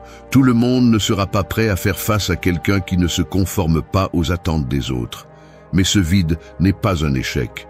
C'est un nettoyage naturel qui ne laisse de la place qu'à ce qui est authentique. Acceptez que vous perdrez des personnes en cours de route et comprenez que chaque perte ouvre la porte à des liens plus réels. Un autre conseil essentiel est de prendre soin de votre environnement. L'authenticité s'épanouit dans des environnements où règne le respect, pas là où tout est apparence. Vous n'avez pas à vous intégrer dans tous les cercles, il suffit d'en trouver un où votre essence n'est pas un problème. L'erreur de beaucoup est d'essayer d'être accepté dans des endroits où leur authenticité ne sera jamais la bienvenue. Choisissez des espaces où vous n'avez pas à prétendre, car c'est là que votre vie devient plus légère. Au final, l'authenticité inébranlable ne consiste pas à être différent par rébellion, mais à être fidèle à ce que vous êtes, même si cela vous laisse avec moins de compagnie. C'est un filtre puissant car il sépare ceux qui sont avec vous par commodité de ceux qui restent par conviction. Et même si au début cela semble être un chemin solitaire, c'est le seul qui assure que vous ne vivrez pas prisonnier d'un masque. L'authenticité peut déranger, mais c'est la seule façon de construire une vie où la paix ne dépend pas de l'approbation des autres, mais de votre cohérence intérieure. 6. Croissance en calme. La véritable croissance ressemble au mouvement des marées. Depuis le rivage, elle semble lente, presque imperceptible, mais avec le temps, vous découvrez que ce va-et-vient constant transforme des plages entières, façonne des roches et crée de nouveaux paysages. C'est ainsi que fonctionne le calme dans le processus de croissance. Vous n'avez pas besoin de bruit ni de vitesse excessive. Ce dont vous avez besoin, c'est de constance et de sérénité pour soutenir la progression. L'erreur de beaucoup est de croire que grandir signifie être en mouvement constant, en montrant des résultats visibles tout le temps. Cette mentalité non seulement épuise, mais vous déconnecte aussi de l'essentiel. La croissance la plus forte se produit en silence, lorsque vous décidez de rester discipliné sans avoir besoin de le montrer, lorsque vous avancez pas à pas sans vous obséder par la validation externe. Celui qui comprend cela apprend à valoriser le calme comme un pouvoir stratégique. Pour pratiquer ce principe, vous devez redéfinir ce que vous comprenez par progrès. Il ne s'agit pas d'obtenir de grands changements d'un coup, il s'agit d'améliorer un peu chaque jour ce qui vous rend plus fort. Une lecture quotidienne, un moment de réflexion, un entraînement physique constant. Chaque petite action s'accumule jusqu'à former un caractère solide. Si vous cherchez des résultats immédiats, vous n'accumulerez que de la frustration, mais si vous travaillez avec calme, le temps devient votre plus grand allié. Un conseil pratique est d'apprendre à planifier sans anxiété. Définissez vos objectifs clairement, mais ne vous obsédez pas à les atteindre demain. Divisez vos objectifs en étapes concrètes que vous pouvez exécuter dans la routine quotidienne. En faisant cela, vous réduisez la pression et transformez le processus en une habitude naturelle. Grandir en calme signifie comprendre que l'important n'est pas combien vous courez, mais que vous ne cessez jamais de marcher. Un autre conseil est d'embrasser la patience lorsque les résultats n'apparaissent pas immédiatement. Beaucoup de personnes abandonnent juste quand elles étaient plus proches de transformer leur vie parce qu'elles n'ont pas su attendre. Le calme est un rappel que ce qui est précieux nécessite du temps, et ce temps n'est pas une punition. C'est le terrain où votre caractère se renforce. Apprenez à voir chaque jour comme un investissement en vous-même, même s'il n'y a pas d'applaudissements ni de reconnaissance. La croissance en calme exige également de prendre soin de votre environnement. Entourez-vous d'environnements qui favorisent la discipline et la clarté, plutôt que la précipitation et la superficialité. Si vous êtes dans des espaces où tout est urgence et apparence, vous finirez par être contaminé par ce bruit. Le calme ne se trouve pas par accident. Il se construit en choisissant avec qui vous partagez votre énergie et comment vous occupez votre temps. Une pratique essentielle est de consacrer des moments au silence conscient. Je ne parle pas de vous déconnecter complètement du monde, je parle d'apprendre à vous arrêter pour revoir votre chemin. Le calme se transforme en croissance lorsque vous avez l'opportunité d'analyser vos erreurs, d'ajuster vos pas et de reconnaître vos progrès sans avoir besoin de vous comparer aux autres. Cette révision interne vous maintient ferme même au milieu de la pression externe. Les stoïciens voyaient le calme non pas comme de la passivité, mais comme de la maîtrise. Ils comprenaient que celui qui reste serein au milieu du chaos n'est pas faible. Il est puissant parce qu'il ne dépend pas de l'extérieur pour se soutenir. Grandir en calme signifie ne pas réagir avec anxiété à chaque obstacle.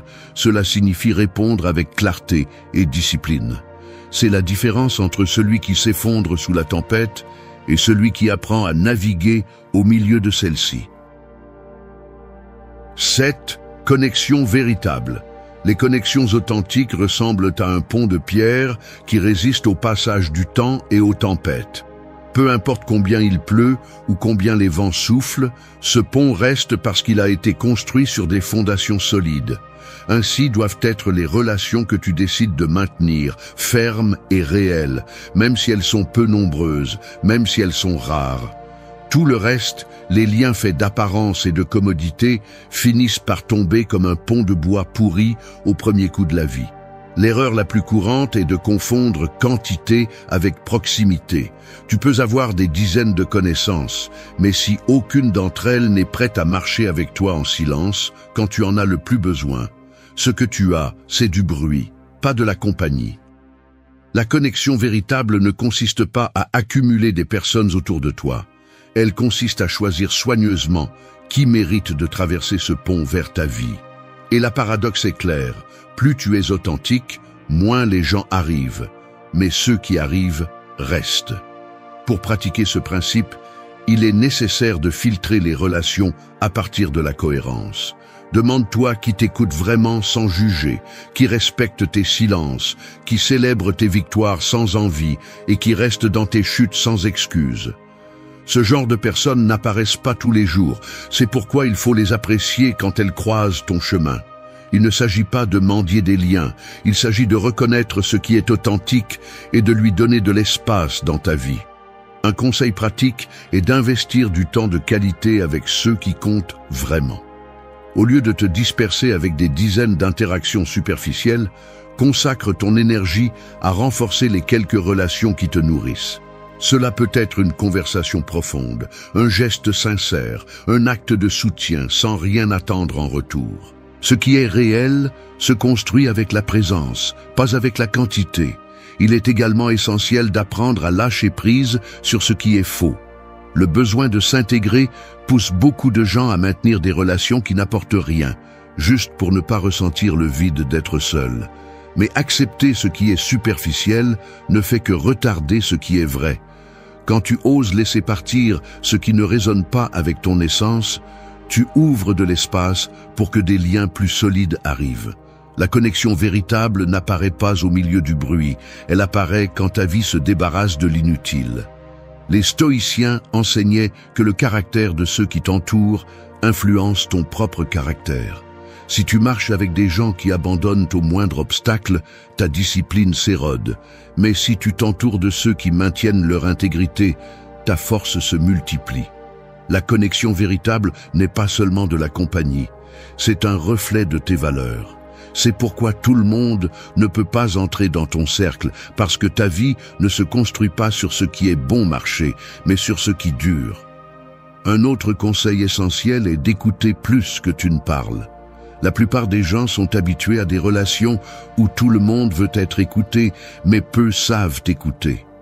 Pratiquer l'écoute active te connecte de manière plus profonde avec l'autre, parce que cela lui montre que son essence compte plus que ton envie de répondre. Ce simple acte d'attention crée un lien plus fort que n'importe quel mot répété. En fin de compte, la connexion véritable est rare parce qu'elle nécessite de la sincérité, du respect et de la cohérence, des vertus qui ne sont pas abondantes. Tu n'as pas besoin de dizaines de ponts fragiles. Un seul qui résiste avec toi aux tempêtes suffit. Il se peut qu'il y ait peu de gens qui traversent vers ta vie, mais s'ils sont réels, leur présence aura plus de valeur que n'importe quelle foule. 8. Patience qui attire. La patience ressemble à une graine enterrée sous terre. Pendant des jours, des semaines ou des mois, rien ne semble se passer. La surface reste la même, vide, silencieuse, mais en dessous, tout le processus de transformation se déroule. C'est ainsi que la vie se passe lorsque tu décides d'attendre avec fermeté, sans désespoir. Ce qui est précieux n'apparaît jamais immédiatement. Et celui qui comprend ce principe découvre que la patience n'est pas de la passivité, c'est une stratégie qui attire ce qui est destiné à rester. Dans un monde où tout le monde veut des résultats rapides, la patience devient une rareté. Beaucoup préfèrent l'immédiateté, même si elle est vide, plutôt que de tenir jusqu'à ce que la vérité apparaisse. Cette mentalité est la raison pour laquelle la plupart collectionnent des amitiés superficielles, des liens qui apparaissent et disparaissent aussi rapidement. La patience, en revanche, t'apprend à ne pas te contenter de la première chose qui se présente, à attendre ce qui correspond vraiment à tes valeurs et à ton essence. Pratiquer la patience dans la vie quotidienne commence par apprendre à faire confiance au processus. Tu n'as pas à forcer l'arrivée des bonnes personnes, ni à précipiter les résultats de ton effort. Chaque chose a son temps naturel, et si tu essaies de l'accélérer, tu le gâches. Un conseil pratique est d'arrêter de mesurer ta vie avec le calendrier des autres. Ce que les autres atteignent rapidement peut ne pas être ce dont tu as besoin, et ton rythme n'a pas à être le même que celui de quiconque. Un autre conseil est de s'entraîner à rester calme en période de frustration. Lorsque tu es tenté d'abandonner parce que rien ne change, arrête-toi et respire.